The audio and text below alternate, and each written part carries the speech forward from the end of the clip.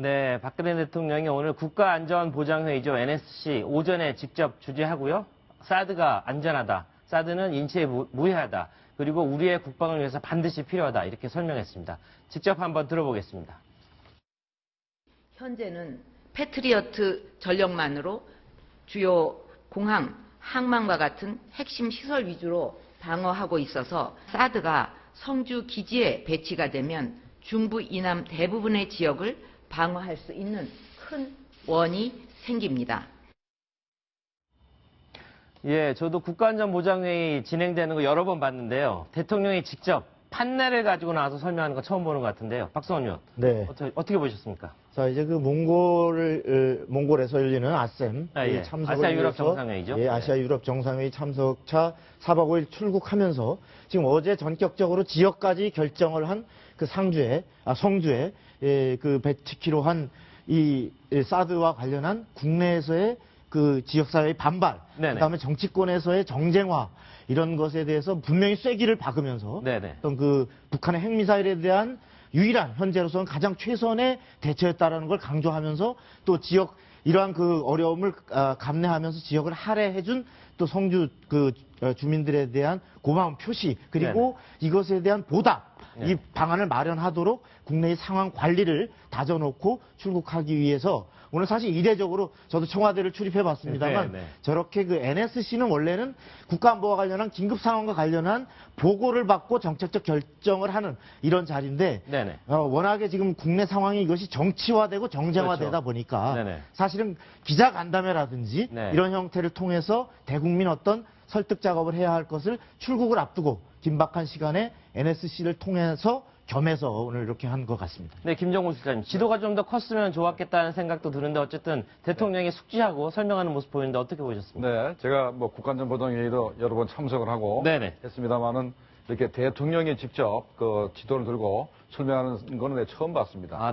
그런 지도를 설명할 때는 장관들도 설명을 잘 안 합니다. 그렇죠. 어떤 참모진들이 하는 거죠. 실무자들이 하고 장관들이 쭉 앉아서 듣고 그러는데 어떤 의미입니까? 저렇게 대통령이 직접 이렇게 사판을 들고 이렇게 설명하시는 거 보니까 현재 굉장히 그 인상적이고 현재 워낙 뭐 성주나 사드 배치 지역에 계시는 분들의 그 반발이 심하기 때문에 그 방어가 우리가 사드 배치하는 것이 왜 그 배치하는 것이고 그다음에 그것이 인체에 무해하다는 것을 설명하기 위해서 직접 이렇게 말씀하시는 것 같습니다. 네, 국방 전문가인 김기호 교수님. 자, 대통령이 설명했지만 우리 시청자들에게 김기호 교수님이 직접 우리 한반도 안전한 건지 한번 그림을 보면서 설명을 해주셨으면 좋겠습니다. 먼저 이제 우리가 전제될 게 사드는 그 북한의 기냥 미사일, 고폭탄을 다룬 미사일에 대응하는 게 아니라 한 번에 그냥 수백만 명을 죽일 수 있는 핵탄두를 장착한 핵미사일과 또 생화학 무기 탄두를 장착한 이 대량 살상 무기에 대응하기 위한 것이다. 근데 조금 이번에 안타깝게도 일기포대만 들여다보니까 반이나 3분의 2 정도만 막다 보니까 경북 성주에 배치하면은 평택에서부터 우리 이남 쪽 이 일대는 다 방어하게 되겠습니다. 거죠. 예를 들어서 평안북도 신우리에서 노동미사일이 사거리 한 1000km 고각을 높여서 고도 한 300km에서 400km로 쏴가지고 서울 이쪽으로 쏘게 되면은 사실은 현재 가지고 있는 패트리어트로는 다소 좀 문제가 있습니다. 아, 그런가요? 왜냐하면 그 마하 14 내리 15, 음색의 14 내리 15배로 내려오니까 사드로는 지금 그 원안에 있는 거리는 격추가 요격이 가능한데 고도 150에서 요격거리 200으로. 근데 이 수도권 서울 좀 비켜 있지 않습니까? 서울은 이제 그 일부 패트리어트 3, 주한미군의 패트리어트 3로는 조금 막을 수가 있는데 사드보다는 좀 떨어집니다. 자, 김정훈 실장님 추가로 설명 좀 해주시죠. 지금 말이죠. 현재 페이트리어트 3를 말씀하셨고 우리는 페이트리어트 3도 안 가지고 있습니다. 미군의 무기죠? 우리 페이트리어트 2를 가지고 있는데 이거는 고도 15km까지 맞추고 있고 그다음에 그 대응 시간이 1초밖에 없습니다. 미군의 페이트리어트 3는 한 2, 3초 정도 여유가 있고 사드는 한 45초 정도 여유가 있는 겁니다. 그러니까 1초에 현재 대응 시간 1초에 우리가 목숨을 걸고 있는 상태인데 그것도 현재 패트리어트2가 서울의 민간 시설을 방어하지 못하고 있습니다. 대부분 그렇죠. 다 네. 군시설, 공항 이런데 항만 이런 데를 방어하고 있지 민간인들을 방어하지 못하기 때문에 네. 솔직한 얘기인데 지금 이 순간에 북한이 핵미사일을 쏘면은 서울 시민 죽습니다. 네. 그래서 그걸 막기 위해서 이제 사드를 가져온 것이고 그렇죠. 네. 사드가 현재 방어를 못하기 때문에 남쪽에 배치되어 있는 패트리어트2나 3를 북쪽으로 가지고 와서 서울을 방어하겠다는 계획이기 때문에 네네. 현재 사드 미사일에 대해서 재검토돼야 된다. 이건 이렇게 얘기를 하는 분들은 정말로 북한의 핵협에 대해서 전혀 무감각한 사람이라고 볼 수 있겠습니다. 네네. 어쨌든 대통령께서도 이 서울이나 수도권의 방어에 취약하다는 것을 분명히 얘기를 했고요. 그 서울과 수도권의 방어를 위해서는 우리가 아까 얘기했던 팩3를 가지고 요격할 수 있다 이렇게 분명히 얘기했는데요. 이 사드와 팩3를 가지고 있으면 우리 한반도 전역 완벽하게 방어가 되는 겁니까, 김 교수님? 보다 낮게 방어를 하는데 완벽하게 한다고는 말하기가 곤란합니다. 네네. 패트리어트 3는 고도 20에서 40km까지 마지막 단계에서 요격하고요. 예, 예. 고도 45km에서 150km까지 사드가 먼저 요격을 하는데 네네. 사드는 약 45초 정도 요격할 수 있는 시간이 있고요. 45초요? 예. 패트리어트는 약 1초에서 한 7초 정도 요격할 시간이 있어서 네. 맞으면 다행이고 안 맞으면 맞아요. 더 문제는 배촉고도라 그래서 네. 이 핵무기가 대단한 열을 수반하고 폭풍을 수반하고 방사능 낙진 세 가지를 수반하는데 이것이 12 내리 15km 상공에서 폭발이 되면은 그 효과를 나타내기가 곤란합니다. 네. 그렇기 때문에 터뜨려 봤자 곤란하고 또 북한이 15km나 20km 상공에서 핵폭탄이 터지도록 만약에 조종을 해서 설계를 했다 그러면은 우리가 가지고 있는 패트리어트2는 어렵습니다. 그래서 특히 또 저런 노동 미사일을 이번에 무수단 미사일처럼 고각을 높여서 내리 쏘면은 예, 예. 속도가 빠르기 때문에 패트리어트는 맞추기가 좀 곤란합니다. 결과적으로 저렇게 되면 추가로 사드 한 개 포대가 더 필요하지 않냐. 그리고 패트리어트는 자기 몸만 막는 우산이라고 생각하면은 사드는 도움구장같이 전체를 이렇게 크게 커버하는 것이기 때문에 네. 이게 다층 복합적으로 운영될 때 안전합니다.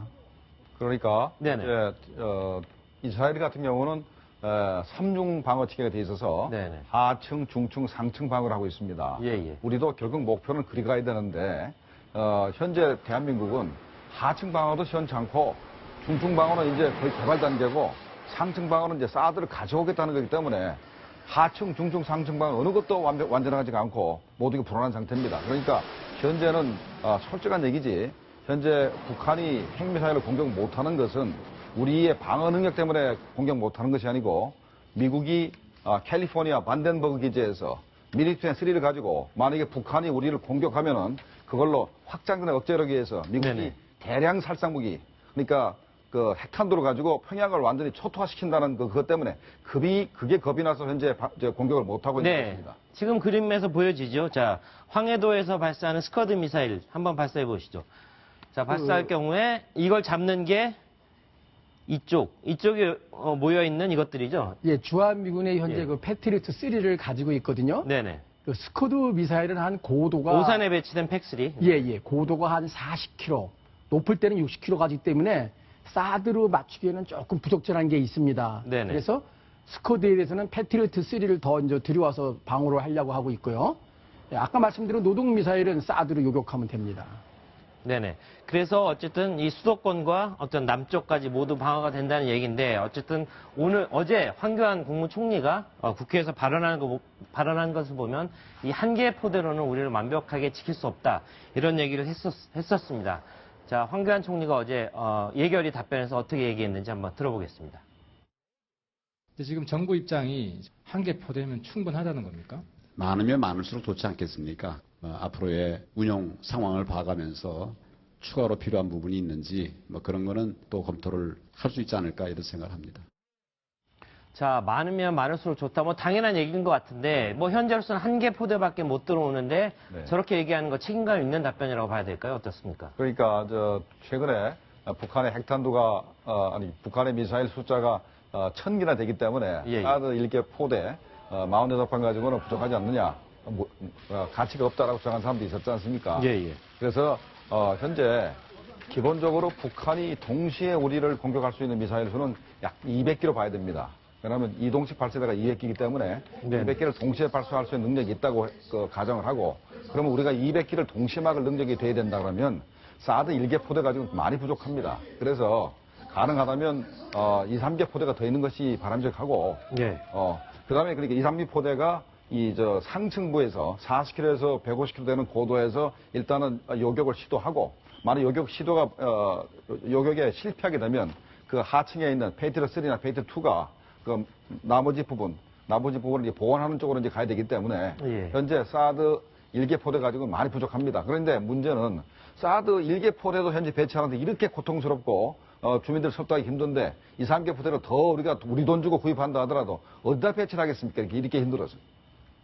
네, 그렇죠. 어쨌든 예산의 문제가 수반될 수밖에 없을 텐데요. 자, 예산의 소개. 우리 돈으로 또 한 개 포대가 더 들어와야 한다. 이럴 경우에 우리 돈으로 배치해야 된다. 이런 문제 생길 수도 있지 않겠습니까?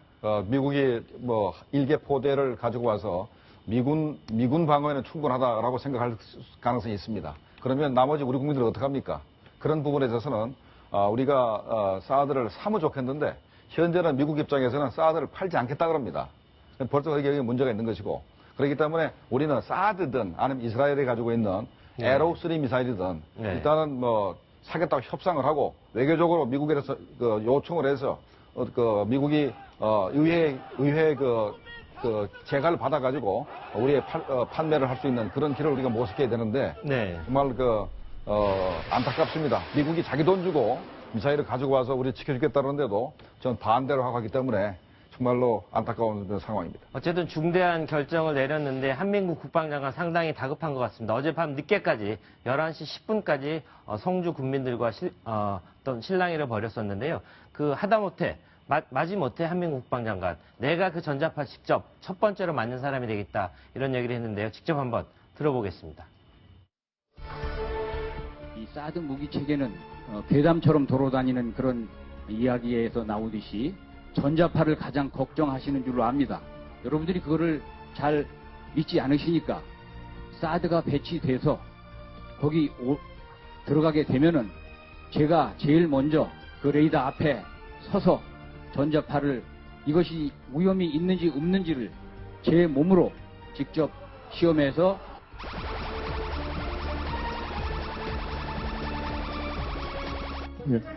장관님은 성주라는 이미지 어떻게 생각하십니까? 양반과 선비의 고장이라고 저는 생각하고 있습니다.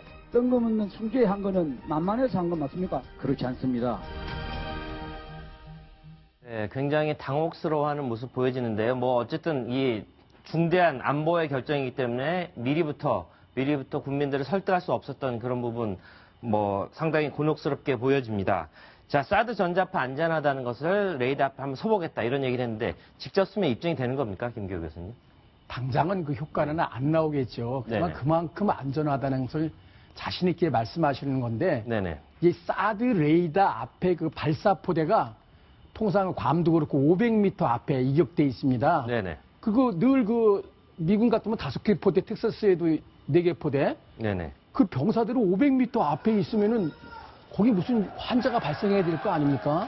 근데 지금 여지껏 발생하지 않았다는 걸로 봤을 때 레이더로부터 500m를 이격하면 안전하게 되는 것으로 입증이 된 겁니다. 네, 김정용 실장님. 네, 한민구 장관께서 오직 답답 하면은 자기가 제일 먼저 가서 전자파 앞에 서보겠다라고 말씀하셨는데 그렇게 해서는 설득이 안 되고 제일 좋은 거는 한민구 장관이 성주 군수 그다음에 주민 대표들을 모시고 현재 괌에 있는 앤더슨 기지에 가가지고 사드 레이더 앞에 가서 전자파 게이지를 가지고 측정을 하고 그다음에 그 앞에서 식사도 하고 그다음에 그러니까 주민들하고 군수하고 이렇게 같이 식사도 하고 해서 분명히 입증시켜주고 그다음에 거기에 한 몇 년 동안 근무했던 미군 병사들과 대화도 하고 이렇게 하면 분명히 입증이 될 겁니다.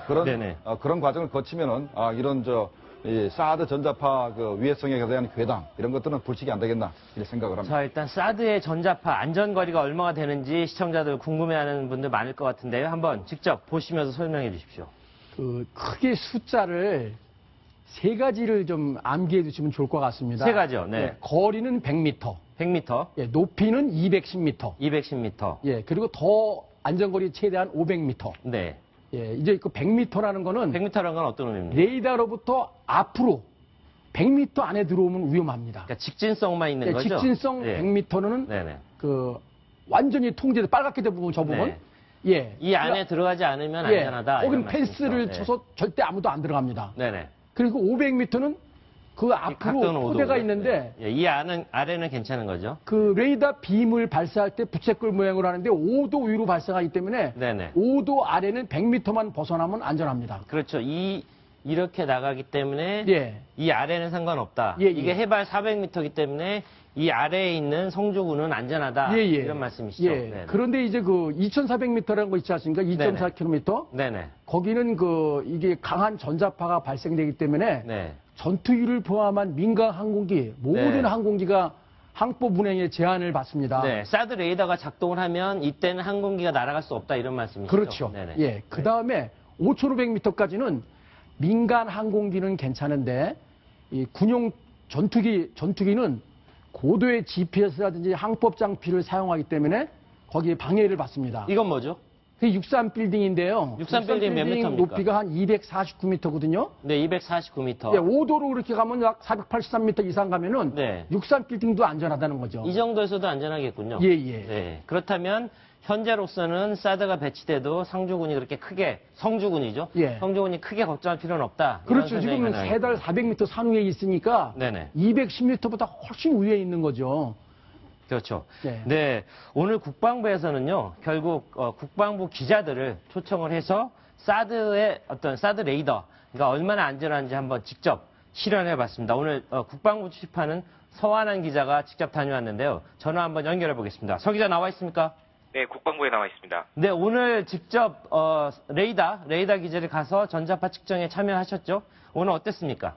네, 국방부는 오늘 공군이 운영하고 있는 충청 지역 그린파인 레이더 기지와 수도권에 있는 공군 패트리엇 기지를 각각 언론에 공개했습니다. 두 곳 모두 군의 핵심 시설인 만큼 언론에 공개된 것은 이번이 처음입니다. 군은 두 기지에서 운용 중인 레이더가 얼마만큼 안전한지를 보여주기 위해서 이번 기지 공개를 결정했는데요. 이번 사드 배치와 관련해서는 그린파인 레이더를 조금 더 주목해 볼 필요가 있을 것 같습니다. 그린파인 레이더의 경우 배치된 산 정상 북쪽으로는 이 산과 논밭이 펼쳐져 있고 아파트 단지를 포함한 주거 지역은 동쪽으로 1km 이상 떨어져 있었습니다. 사드가 배치될 성주 역시 전방에 주로 산이 있고 인구 밀집 지역인 성주읍은 1.5km가량 떨어져 있어서 그린파인 레이더 기지와 지형적으로 비교적 유사한데요. 오늘 전자파 측정은 레이더에서 30m, 100m, 150m 떨어진 곳에서 각각 전자파 6분 평균 노출값과 최대 최고치를 측정하는 방식으로 진행됐습니다. 네, 결국 사드는 아니지만 사드에 유사한 그런 레이더 체계에서 시험을 했는데 가장 궁금한 게 수치가 어떻게 나왔는지 알려주십시오. 네, 그린파인 레이더의 전자파 측정은 레이더에 가까울수록 높아졌습니다. 바로 30m 앞 지점에서 평균이 0.0810 와퍼퍼미터 제곱이었고 순간 최대치는 0.2658 와퍼퍼미터 제곱이었습니다. 이는 국내 전파법상 인체 노출 허용 기준의 4.4%에 불과합니다. 패트리엇 미사일 레이더 역시 가장 가까운 40m에서 기준치의 2.8%에 불과한 전자파가 측정됐습니다. 네, 서 기자 오늘 수고 많으셨습니다. 감사합니다. 네, 오늘 저희가 그 측정한 측정치를 한번 여기다 올려놔 봤는데요. 자, 이거 한번 설명해 주시죠. 인체 유해 기준과 오늘 측정한 측정치를 한번 설명을 해 보셨으면 좋겠는데요. 일단 인체 유해 기준은 10와트, 제곱미터당 10와트를 넘어가면 위험해지는데 오늘 측정을 해본 결과 40m에서는 얼마가 나왔습니까? 그러니까 10이란 기준에 비해서 0.0735 그러니까 기준치에 비해서 몇 프로입니까? 그러니까 한 5%도 안 되는 것 같습니다. 예, 5% 미만이죠. 네, 5%도 안 되는 그런 낮은 수치라 할 수 있겠습니다. 가까울수록 물론 강도가 세질 테니까 아주 제일 가까운 거리에서 했는데도 0.0735. 자, 10와트 per 제곱미터에 아주 한참 못 미치는 거였고요. 아까 서 기자가 얘기했던 그린파인 레이더도 30m에서는 조금 높게 나왔네요. 그러니까 지금 이제 사람들이 그린파인 레이더도 거의 그 사드 레이더하고 거의 아주 근접한 거죠. 거의 같습니다. 네네. 그러니까 이 최대 그 측정 거리, 탐지 거리가 거의 같기 때문에 그린파인 레이더의 그 전자파 그 세기하고 사드 레이더하고 거의 같다고 보면 됩니다. 네네. 그래서 그린파인 레이더에서 30m에서 0.081이 나왔다 그러면 기준치가 6W 아닙니까? 그럼 거기에 비하면 이게 얼마 되겠습니까? 이것도 한 몇 퍼센트나? 이것도 한 0.33? 네, 6W에 뭐 아주 미미한 수치, 0.3 정도밖에 네, 안 되는 그 수치. 정도 되겠습니다. 네. 그 전자파의 강도 순서로 보면은 그 사드가 그린파인 레이더보다 약합니다. 네네. 그래서 그린파인 레이더가 제일 강하고 그 다음에 사드, 그 다음에 패트리어트 순입니다. 근데 현재 패트리어트는 우리도 2가 있고 네네. 주한미군은 팩3가 있어 현재 들어와서 근무를 하고 있고 네. 그린파인 레이더는 우리 공군이 운영하는 레이더이기 때문에 지금 오래됐거든요. 우리 공군 장병들이 저 레이더를 직접 운영하고 있기 때문에 네. 만약 그렇게 위험하다 그러면 지금 환자가 많이 발생해야 됩니다. 그렇기 때문에 이런 거가 또 안전하다는 걸 입증해 주는 겁니다. 네. 어쨌든 오늘 직접 기자들이 참석한 가운데 모든 기자들 참석하고 싶은 모든 기자들이 다 시연을 했는데요. 네, 김 시장님. 네, 하나 빼먹은 게 있는데요. 네. 그린파인 레이더는 수평으로 쏩니다. 아, 그렇군요. 네. 네, 가능한 수평으로 쏴야 북한 내륙에서 출발하는 미사일을 빨리 탐정할 수 있거든요. 하늘로 쏘게 되면은 미사일이 하늘로 많이 올라온다면 이제 발견이 되지 않습니까? 근데 그린파인 레이더는 가능하면 낮게 쏘게 되어 있습니다. 그러니까 네. 오히려 사드보다도 더 위해성을 가질 가능성이 더 높은 레이더입니다. 그런데 사드는 처음부터 하늘로 쏘지 않습니까? 그러니까 낮은 단계가 아니라 벌써 40km 상공에 있는 적의 그 미사일을 탐지하는 것이기 때문에 처음부터 이 전자파 문제를 가지고 얘기하는 것 자체가 아주 네. 난센스라 할 수 있겠습니다. 어쨌든 이런 객관적인 수치가 나왔는데요. 그래도 아직은 반신반의하는 그런 분들이 많은 것 같습니다. 오늘 저희가 직접 성주군을 찾아가서 성주 군민들의 목소리 들어봤습니다. 직접 들어보겠습니다. 매스컴에서 그런 아무런 피해를 주는 사안이 아니라고 이렇게 얘기를 하니까 나는 사서 먹을 수 있습니다. 저는 안 사 먹을 것 같아요. 제가 정보를 잘 신뢰를 하지 않기 때문에 그 괴담이 막 어느 정도의 근거는 있다고 생각을 해요. 없는 말을 지어낸 것 같진 않다고 생각을 해요. 안 사 먹을 것 같아요. 핸드폰도 전자파 유해 논란이 있는데 더군다나 큰 군사무기 이런 게 들어오면 전자파가 큰 영향을 줄 것 같아요. 네, 이제 진행에 잠깐 착오가 있었습니다. 저희가 성주에서 직접 들은 게 아니라 서울에서 땄던 서울 시민들의 반응이었습니다. 자, 어제 성주 시민들이 국방부 차관, 황인무 차관이죠. 황인무 차관의 설명에 대해서 아주 격앙된 반응을 보여줬는데 한번 직접 들어보겠습니다.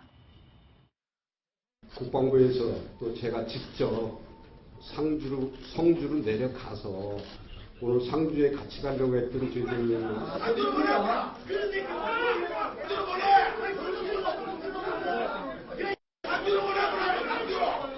죄송합니다. 죄송합니다. 제가 말을 실수했습니다.